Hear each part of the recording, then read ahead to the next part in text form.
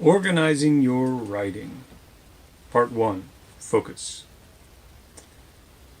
So, let me just emphasize right up front here, like initially when you write something, especially when you free write something, the idea is not for things to come out and be polished or even coherent, or certainly not everything in the right order.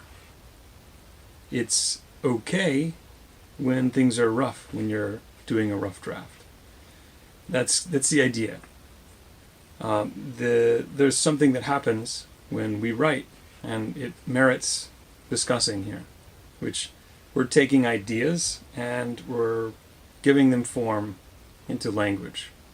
And sometimes that's really smooth and intuitive, and sometimes it's not. And the important thing here is it doesn't always mean you're doing it wrong when things don't come out smoothly the first time. One of the things that I really want to emphasize is writing, and good writing is rewriting. Let me say that again. Writing is rewriting. So there's this idea of writing being a process, not a product until later. When you're writing, it's a verb. It's something you're doing. Eventually, that verb becomes a noun. It's an object, something that you can give to someone else. As you write, it's something fluid. It's still kind of a part of you. It's in that verb stage. And then as you work it, as you write and rewrite, then you're moving towards taking something fluid and kind of solidifying it, making that verb into a noun, an object, something that's external for a reader to receive. And I'm separating those two parts because this first part can get a little scary, especially whenever we expect that we're supposed to have the second part right away. If we expect that we're supposed to, if you're a sculptor and you're working on sculpting from a block of marble, it's not going to be polished and finished right away. It's going to take some time digging away at it. And the same is basically true with writing. Like, until you decide to hand it over to someone else, that writing is still a part of you. It's still malleable. It's still being shaped. One of the traditional ways that we are exposed and taught writing is with a lot of red ink, a lot of corrections. We're taught writing in the classroom in such a way where we're afraid of making a mistake. We're very aware of the wrong things that we're doing, and that there's this idea of standard, good, proper, correct writing. I just want to set all that aside for the time being. Like, even if all that's good and true, it doesn't belong in the drafting phase. So we just don't think about that at all yet. First, we're just interested in what we're doing. We're just taking ideas and bringing them into shape using language. Rewriting and revision, these things aren't to be done simply because you're doing anything wrong. Like, I'm not suggesting that you need to rewrite because you made a mistake during your draft. It's part of the process. Like, you're re-seeing your draft, you're revising your draft, you're responding to what's there. It's still a part of you, but it's kind of external, so you have this ability to gain some perspective on these ideas as they're taking shape. So it's a great technique to draft, let some things form, let it be rough, let some structure accrue, and then revisit that same terrain. Do it again. Like, cast all that aside and then just do it again. Just by the process of writing and bringing some things into form, it kind of helps your thoughts coalesce. So I just wanted to start this off by kind of demolishing the notion that you're supposed to start off the writing process, whether this is for yourself, whether it's for a class, whether it's something professional that you're doing, that you're supposed to sit down and be hard on yourself and have these stiff expectations for how things are supposed to emerge. Yes, eventually you want that writing to be shiny and well ordered and organized and structured and clean and crisp and clear, but it doesn't have to start out that way. The best writing doesn't have to start out that way. So if your writing is totally a mess, that's great. Because what I want to talk about here is how to organize your draft. And that kind of invites a mess. That's what these tools are all about. Okay, so organizing your draft. Let's look at this organizing process as having two main aspects: focus and shape. In this video, we're going to look at focus. What are you writing about? What's your topic? Do you have an angle on that topic? Who is your audience? Your reader? Who are you writing it for? What is your genre? Why are you writing it? By asking clarifying questions, you give yourself direction.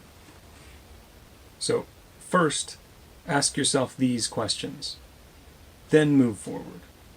Ask yourself these questions to clarify what you have and get that sense of direction. After you've worked out the direction that you want your writing to take, then you can move on to shaping it.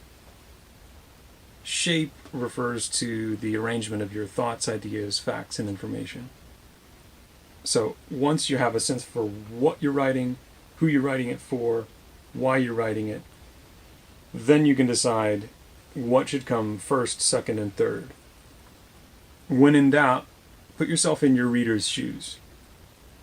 What do they expect? You can imagine that they're basically on the other side of the page, and they read what you have, and they receive it, and then they kind of reflect some questions back to you. Something catches their interest, it sparks an idea, and they ask you a question. And you can then basically use that question, answer it, and help facilitate the drafting process that way. So again, most generally these questions to ask are, what are you writing about? Or what is your topic? Who is your reader? Why are you writing it? What's your angle on your topic? What do you want to accomplish? And sometimes it happens in class, if you have to write something, you say, well, my audience, my reader, it's my professor.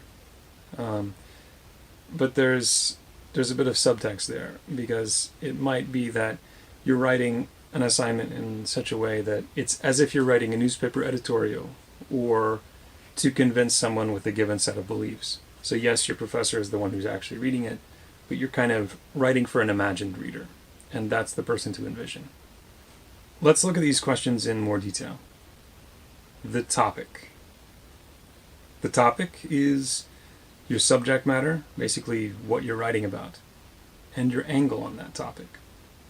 One thing I see a lot is the need for topics to be more specific. Think of it this way.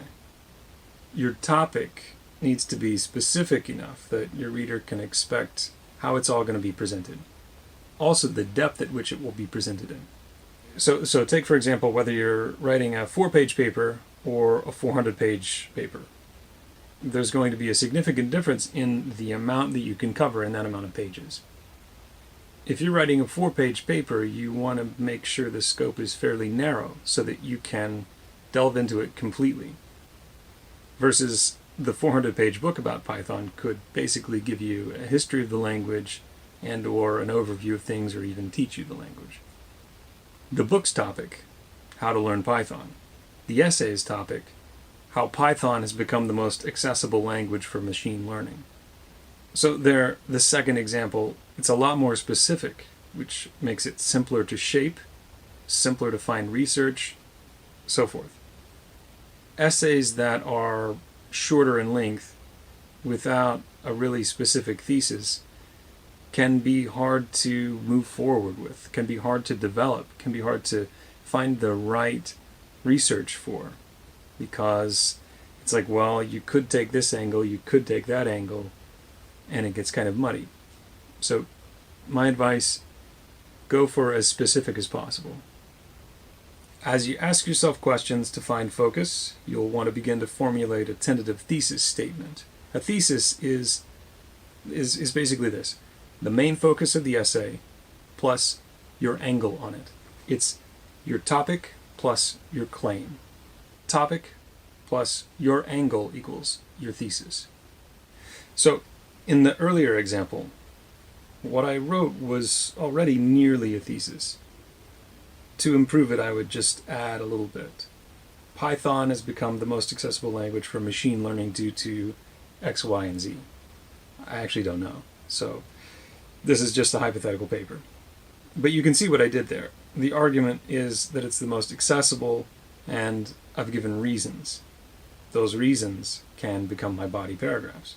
So right there in that statement, because I have that level of specificity, focus, I'm already kind of getting a sense for how to shape it. I could have my intro paragraph, a paragraph for X, Y, and Z, and a conclusion. Something generally like that. But I'm getting ahead of myself. We'll look more into that in the next video. The other thing I want to emphasize is your thesis can change as you write it. You just need a working thesis when you start writing. I mean, suppose I were writing this paper. It would definitely change because I would need to figure out what X, Y, and Z are. I would know that I need reasons, but I don't know at the beginning of writing the paper what those reasons are yet. I would probably discover them as I started to read about it. But it might also happen that I research the topic and it dawns on me.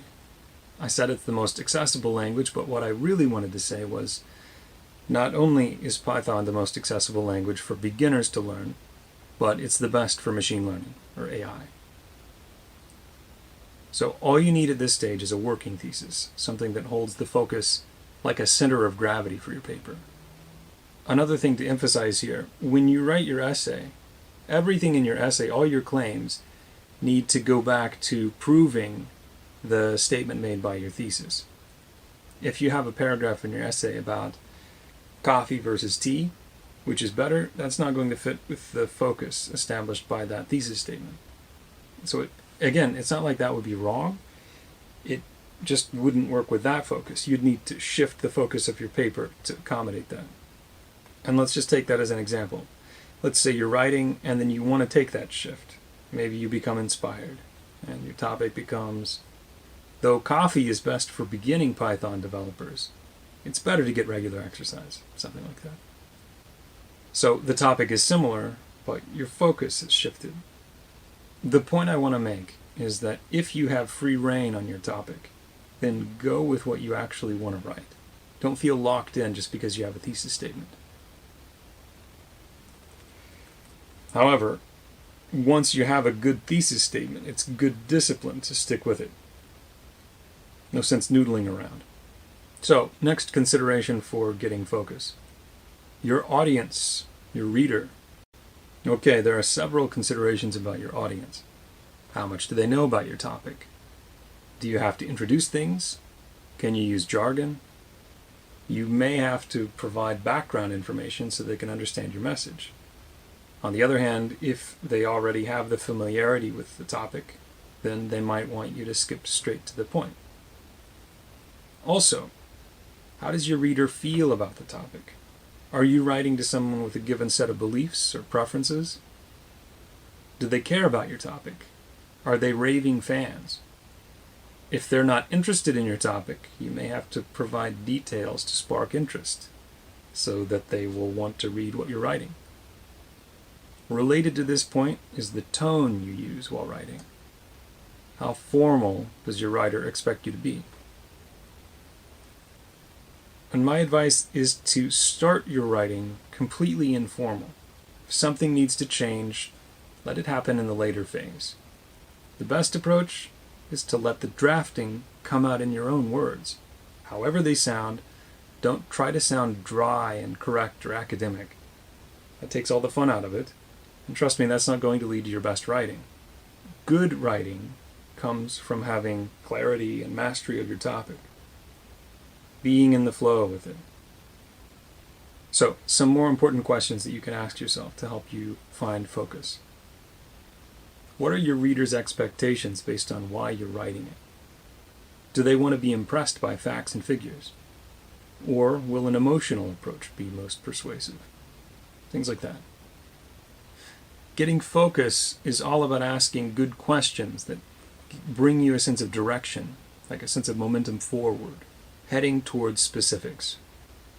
In my next video, I'll get into the next part, which is shaping your writing using an outline.